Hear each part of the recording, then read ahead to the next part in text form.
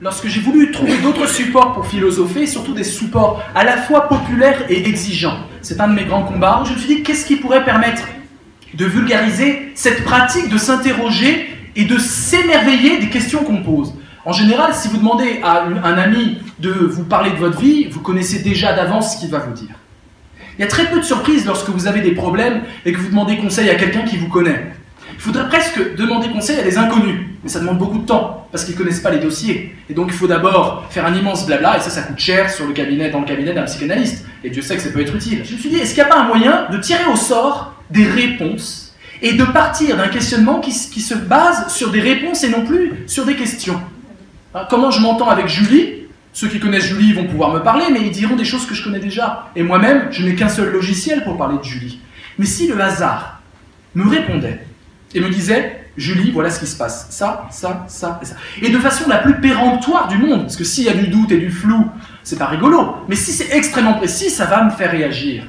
Et donc j'ai étudié Raymond Lull, vous connaissez peut-être Raymond Lull, c'est un fou furieux, philosophe, qui a inventé une machine à répondre aux questions métaphysiques. Eh bien j'ai créé ma machine de Lull, c'est un jeu de 26 cartes, et on tire au hasard, et les cartes sont extrêmement précises, et comme le but n'est pas de mystifier, parce que l'hypothèse mystique, vraiment, on n'en veut pas, et on refoule d'ailleurs ceux qui viennent avec des étoiles plein les yeux en disant « quelle est ma mission, quelle est ma voie », ça on n'en veut pas. On veut des gens qui ont envie d'avoir une narration alternative, et c'est le hasard, il n'y a pas mieux pour faire de l'alternative, une narration alternative à tous leurs problèmes. Et donc on a créé une sorte de tarot précis, pas un tarot flou, où le 13 peut être la mort, peut être la vie, peut être la renaissance, non, très précis. Et ce jeu vous dit en fait deux choses à chaque carte. Il vous dit des choses que vous connaissez, et c'est incroyable. Quand le hasard vous raconte un truc que vous connaissez, vous faites waouh. Et je vous jure que vous êtes dans l'émerveillement. Comment le je sais? Ben non, c'est le hasard. Calme-toi. Mais il vous dit aussi des choses absolument bizarres. Forcément, c'est le hasard. Et c'est là où ça devient intéressant.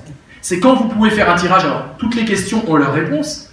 Comment était ma grand-mère à 20 ans? Comment apprendre à Willy telle et telle formation, par exemple. Je fais un tirage, le tirage me dit des choses évidentes et des choses complètement surprenantes. Eh bien, le but du jeu, c'est d'être surpris par des affirmations et de partir d'un questionnement sur des réponses aléatoires. Imaginez, et je finirai là-dessus, des brainstorming qui, plutôt que de partir de « alors voilà la question, qu'est-ce que tu as comme avis, qu'est-ce que tu as comme avis, qu'est-ce que tu as comme avis ?» dit « eh bien voilà la réponse aléatoire, voilà la narration qu'on a tirée aléatoire sur ce lancement de produit ou sur cette formation ou sur cet événement qu'on veut créer aujourd'hui, le 2 décembre. » Eh bien, voilà l'affirmation que l'on a, t'en penses quoi toi? Et du coup ça libère la parole, parce qu'on peut critiquer. Je ne critique pas Benjamin et Noélie pour leurs idées, je critique des cartes qui ont été tirées au hasard. Et ça permet d'objectiver des problèmes peut-être personnels, mais aussi d'objectiver des réponses qu'on peut faire. Donc c'est une matrice de création, voilà, et qui me passionne, et la matrice est suffisamment bien faite pour qu'elle continue de m'inspirer aujourd'hui.